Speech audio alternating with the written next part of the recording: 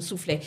que par rapport à li nga xam ne moo nekk ce dossier Iran Israël Cheikh Ousmane Touré on démarre avec vous par rapport à ce dossier gis ngeen les dernières ramifications ay mais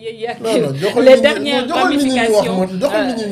waa allez-y Cheikh Ousmane après on va faire un tour de table par rapport à cette ramification Cheikh Ousmane on continue Cheikh Ousmane joxal nit ñi ñu wax ma tëj Moustapha Mbaye par rapport à ce dossier Iran loolu ne se refuse pas chef bi jël rek te doxal waaw waaja police dama xam ne fa lay ne de xabaabal rek moo tax man loolu joxal nit ñi ma tëj jël rek noonu la am solo. Ousmane par rapport à ce dossier Iran Israël ñu ñëw discuter vraiment yow ñu yëkkati jotaay bi si dernière ramification yi nga xam ne am na ci mu mel ni comme fu mu toll nii les grandes puissances dugg nañ ci bu baax a baax surtout li nga xam ne moo nekk les États-Unis la France l'Allemagne ak ñenn sax si pays yi nga xam ne aussi féetoo nañ si monde arabe bi qu'est-ce qu'on peut vraiment retenir bu ñu gisee ne carrément le nombre de morts ñu ngi wéy di bëri. Si ñaari parti yëpp. jotul ma koy introduire wala. waaw parce que. Moussa awul quoi Moussa day daw Moussa may laa yëpp wóor non parce que. xam nga. li nga laajte mooy grande puissance yu bëri initié nañ médiation ci conflit bi mais conflit bi kenn duggagu ci ouvertement c'est entre Israël ak Iran et leur soutien am na médiation bu pays européens yi les ministres des affaires étrangères des pays européens tàmbali woon ba démb daje woon nañ avec le ministre des affaires étrangères iranien bokk na ci jotaay bi lu ñu proposé Iran mooy mu dakkal ci nu mu gën a gaawee li nga xam ne mooy enrichissement uranium ci usine bi di Fordo ak yeneen sites yi nga xam ne Israël yàqu ko loolu nag dafa mat a taxaw lu tax européens yi pressé iranien yi ci ñu arrêté enrichissement bi rapidement ñaari jàngat moo ci am benn bi américains yi tey porte-parole lu Maison Blanche yi génn na wax ni Iran actuellement nii il y a 2 semaines mën tester bombe nucléaire am test bu ñëpp di gis ni lii kat Iran créé na conceptualisé na bombam testé na ko léegi loolu weddiwul Israël mi ne woon Iran defar na bombam ba pare commencé woon na ko dajale muy benn waaye beneen bi li gën a tax européens yi def initiative boobu européens dafa am lu ñu ragal ci conflit bi fi mu toll nii loo xam ne ñoom après dafay menacer seen sécurité. muy lan. dañuy wax ci couloir yi na Israël bu demee ba continuer ci impasse bi amul sortie mën na utiliser armement nucléaire am ngir yàq usine Fordo et que loolu bés bu ko Israël defee dafay menacer ñoom après seen sécurité en Europe. Pourquoi dañuy wax ne Russie actuellement daf ne tekk toog di observer conflit Israël Iran bi di xool fan la Israël jëm ak Iran bés bu Israël utiliser arme nucléaire pour régler le conflit iranien Russie day am su boobaa alibi wu mën utiliser arme nucléaire contre l'Ukraine yaa ngi dégg njàpp da ngay bàyyi si téléphone bi ngay déglu yaa ngi dégg li ma wax njàpp waaw déedéet da ngay bàyyi si téléphone bi booy waxee ni dafa booy poser question da ngay bàyyi si téléphone bi yaa ngi dégg njàpp maanaam européens dañoo ragal ni bés bu Israël utiliser armement nucléaire am contre Iran loolu dana jox alibi dëkk bii di Russie ngir moom it mu utiliser armement nucléaire am contre Ukraine donc européens ñoom seen survie moo menacé ci loolu moo tax ñu daw dugg ci vite fait boobu ngir jéem a régler trouver benn terrain d'entente mais mënul ne ndax ñoom li ñuy demander Iran du ko def mooy arrêter immédiatement enrichissement nucléaire moom Iran dafa jàpp ne enrichissement question d'honneur la dafa payer un lourd tribut des scientifiques assassinés des responsables assassinés ngir mën a accéder ci niveau bi ñu àgg loolu kenn du leen ko xañ loolu benn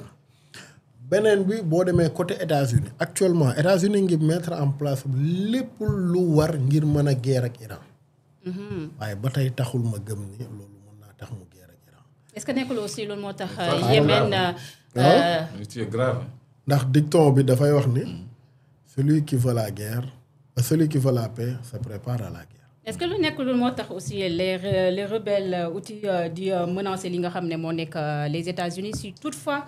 dugg neen si li nga xam ne moo nekk guerre bi moom mënuñu porter coup fatal bu gën a métti coup bu Iran mën a porter les États-Unis xam nga États-Unis actuellement nii mi ngi évacuer mbooleem dispositif bu mu soxlawul ci guerre mooy nit yu nekk ci ambassade yeeg ci consulat yi ak maintien wu base yi mi ngi leen di évacuer ba ci Amman Jordanie tey mi ngi leen di évacuer Arabie Saoudite mi ngi leen di évacuer ñu bëri Ramstein la ñuy dem Allemagne ñu bëri mi ngi leen di évacuer base yi nga xam ne Iran mënoon na leen jël pour cible mi ngi leen di évacuer yaa ngi comprendre léegi mi ngi déployer ay flotte yu bëri ay porte-avions États-Unis ñëpp xam na ne seen fer de lance su armée surtout bu ñu nekkee ci guerre porte-avions yi la bientôt 2 porte-avions ñoo fay ne te bi gën a mag cette fois-ci mooy Gerald Ford mu ngi nekk di croiser ci eau Méditerranée Diego Garcia am na ay bombardeur Spirit B2 yu fa ñëw mais en même temps dispositif boobu boo ko jëlee teg ko nga xam ne dafay mel ni Amérique day waaj a dem guerre da ngay jël le débat aux États-Unis c'est quoi le débat Trump li ko porté au pouvoir ñi ngi koy gën a soriloo guerre bi bëgguñ ko mais Trump dafa nekk entre 2 feux électorat am bi ko porté au pouvoir ak l'état profond le deep state aux États-Unis mooy les néo-conservateurs nga xam ne dañoo bëgg guerre bi li tax ñu bëgg guerre bi ça fait l'affaire des lobbies d'armement ñoom dañ bëgg États-Unis di guerre commande armée yi di bëri industrie bi di dox milliards yi dugg et ñooñu souvent lobby ñi yor lobby armement yi dañuy financer seen campagne yi di leen jox xaalis ñu occuper ay sphères yu mag ci Sénat bi ci congrès bi whatever ñooñu la ñuy wax les nu mu tudd les faucons maanaam nga xam ni ay lobby la ñuy servir comme par exemple ku mel ni John Bolton ak ñeneen ñooñu ñi ngi ci maanaam niveau yi gën a stratégique ci l'administration américaine ñooñu dañ bëgg guerre bi mais boo xoolee Trump nu mu tuddati comment ça s'appelle encore maanaam l'opinion américaine mi ngi koy soriloo ci guerre bi début bi lan lañ tàmbalee woon dañ ne bu États-Unis utiliser fameuse bombam boobu bunker buster ñu koy techniquement appelé GBU 57 mën na détruire l'usine de Fordo loolu la njëkk a agité poser le débat ñu daw ba ci biir ñu ne Fordo c'est à des centaines de mètres sous terre